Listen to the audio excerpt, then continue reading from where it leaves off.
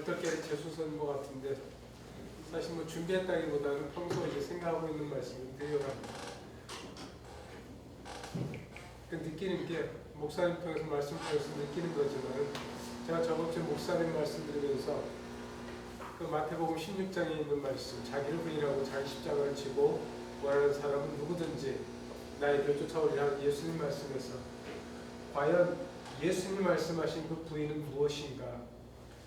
그래서 부인을 나를 어떻게 내가 부인하는가에 대해서 상고해 보는 가운데 바로 사도들 베드로와 바울 사도의 그 고백을 통해서 그 부인하는 방법을 좀 배웠다고 할까요? 그래서 그 말씀을 좀 드리려고 합니다. 나를 부인하려면 먼저 내 자신을 알아야 되고 내가 잘하는 것 못하는 것 장단점을 먼저 파악해야 나를 버릴 수 있다는 걸 깨달았습니다.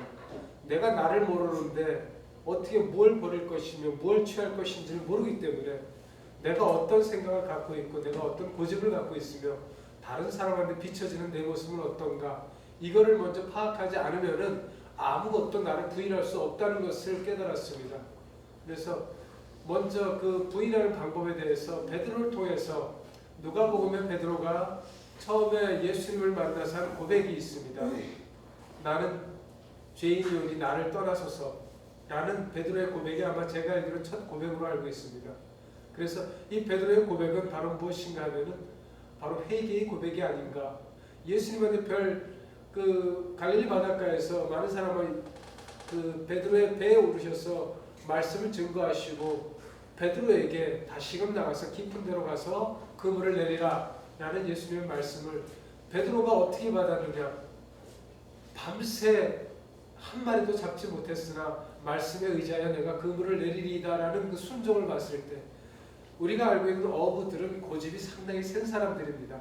농사꾼은 긴 시간을 통해서 농사를 지어서 결실을 얻어야 되는 거지만은 어부들은 험한 바다에 나가서 고기를 잡아야 되기 때문에 시간이 필요한 것이 아니라 그 담대함과 죽음에 맞서 싸우는 용기가 없이는 물결이 있는 바다에 나가가 상당히 어렵다는 것입니다. 그래서 자기의 목숨을 담보로 한 그 사람들에게는 공통적으로 나타나는 것이 고집이 세다는 것입니다.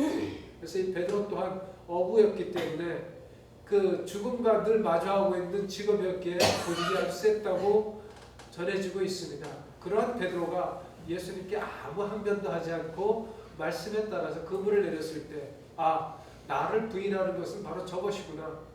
내가 어떤 생각을 갖고 여태까지 살아왔고 내가 어떤 고집으로 나를 지탱하며 살고 있을지라도 말씀에 따라서 그렇게 따르는 것 그것이 바로 나를 부인하는 첫 번째 방법이구나 하는 걸 깨달았습니다.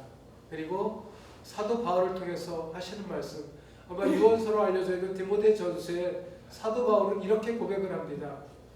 내가 죄인 중에 괴수로다 라는 고백을 통해서 이것은 그 13절에 보면은 행악자, 핍박자요. 그 다음에 포행자요. 그 다음에 또 하나 단어가 생각이 안 나는데 아무튼 많은 예수님을 따르는 사람들, 예수를 믿기를 원하는 그 신자들을 잡으러 다녔던 게 이 사도 바울이었지만은 그 고백을 통해서 과거에 내가 했던 것은 내가 핍박자였던 고백을 했습니다. 그런데 오늘 고백은 내가 죄인 중에 괴수라는 이 고백은 지금 현재의 상태를 말합니다. 이 현재의 상태는 무엇이며 고린도후서에 전해진 이 예수를 증거하기 위해 4차일 동안 전도여행을 떠나면서 많은 죽음과 마주했던 그래서 교회를 예수님을 알리기에 복음을 증거하기에 그 다음에 수많은 길에서의 위험을 다 감수하고 나서 한 고백이라는 것입니다. 내가 전에 예수 믿는 사람 핍박하던 그 고백이 아니라 지금 현재 예수님을 위해서 내가 복음을 증거하는 그 현재 내 모습이 바로 죄인 중에 괴수라는 고백을 했다는 것입니다. 그래서 저는 처음에 말씀을 잘 모를 때는 그게 예수 믿는 사람들 잡으러 다녔을 때 그걸 생각해서 이게 바울이 내가 죄인 중에 괴수라고 고백을 했구나 라고 생각을 했었는데 말씀을 조금 더 가까이 하면서 이제 그 말씀을 깨닫게 되니까 그것은 그 전에 했던 것은 이미 자기가 했던 것은 이미 고백을 했고 이제 그 다음에 내가 예수를 위해서 선교활동을 다니면서 목숨을 내놓고 담보하고 다닌 그 와중에 죄인 중에 괴수라는 고백이 나왔던 것입니다. 이것이 아까 했던 베드로의 고백과 같이 연관지어서 나를 부인하는 것이 무엇인가? 내가 지금도 예수를 믿고 증거한다고 하지만 사실 내 속에 없어지지 않은 죄성이 남아있고 내 고집이 남아있고 내 탐심이 남아있기 때문에 그걸 깨달은 베드로는 지금 현재 내가 예수를 위해 일한다고 하는 이 순간 역시도 나는 죄인 중에 괴수라는 고백을 했다는 것입니다. 그래서 이 베드로와 사도 바울의 고백을 통해서 제가 아직도 많이 예수를 증거한다고 하고 있지만 못하고 있다는 것, 이것을 많이 깨닫게 됩니다. 그래서 그 첫 번째가 몇 번 이 고백을 통했지만 제가 이 분노심이 좀 많았었고, 그 다음에 까닭모를, 아까 말씀드린 까닭모를 분노도 많았지만 짜증도 참 많았던 것을 느낍니다. 그래서 가장 쉬운 것이 요새 TV를 보면 제가 드라마를 보고 방콕사고 좀 싸우지만은 좀 채널을 많이 틉니다. 근데 그 중에 연속극을 보는데 제가 참 보기 싫어하는 게 어떤 연속극이냐면은 그 예전에 그 이름 잘 생각이 안 나는데 사람이 아주 끝간데 없이 잔인해지는 거, 그 다음에 아주 개교를 악착같이 부리고 끝까지 살아남기 위해서 다른 사람을 짓밟고 악착같이 인간의 본성의 끝을 보는 그런 드라마들을 정말 싫어하거든요. 그런데 우리 방콕사는 그런 게 또 재미있다고, 그 막장 드라마들이 재미있다고 보는데 저는 그 막장이 인간의 본성, 어쩌면 내 자신의 본성이 드러나는 것 같아서 참 그게 보기가 싫습니다. 그래서 그 말씀을 하는 과정에 나를 부인하는 사람은 그러면 어떠한 사람인가? 그래서 마태복음 13장 예수님께서 네 가지 땅에 대한 씨를 뿌릴 때 땅에 대한 비유를 하셨는데 길가, 바위 위, 가시덤불, 그리고 옥토의 비유를 들었는데 그 옥토가 무엇인가? 그래서 그 옥토에 대한 것을 이 부인이라는 단어와 같이 대조해 보니까 바로 나오는 옥토가 되는 겁니다. 옥토란 바로 무엇인가? 나를 부인했을 때, 베드로가 나를 부인했을 때, 내가 죄인임을 고백했을 때, 이게 바로 옥토가 그냥 있는 것이 아니라 옥토는 한 번은 경작이 되어야 된다는 것입니다. 그냥 땅에 뒤집어져야 된다는 것이, 그것이 바로 베드로의 고백을 통해서 나는 죄인으로서이다 라는 이 고백이 바로 내 마음속에 있던 밭이 경작되어지는 것, 회개를 통해서. 그리고 나서 두 번째가 이제 사도 바울의 고백처럼 내가 죄인 중에 괴수다 라는 이 마음가짐으로 내 안에 들어오는 것들, 탐심도 버려야 되고, 그 다음에 또 기도, 그리고 찬송, 예배, 이것을 통해서 잡초를 다 뽑아내는 그 과정들이 또한 필요하다는 것입니다. 그래서 이런 것을 다 했을 때 내가 나를 부인함으로 인해서 내 자신이 옥토가 되는 것이고, 이 옥토가 되었을 때 100배, 60배, 30배의 결실을 얻는 그 말씀에 따라서 내가 어떤 결실을 얻는다는 것입니다. 그래서 나름대로 제가 그 100배, 60배, 30배의 말씀을 저 나름대로 좀 이렇게 해석을 했습니다.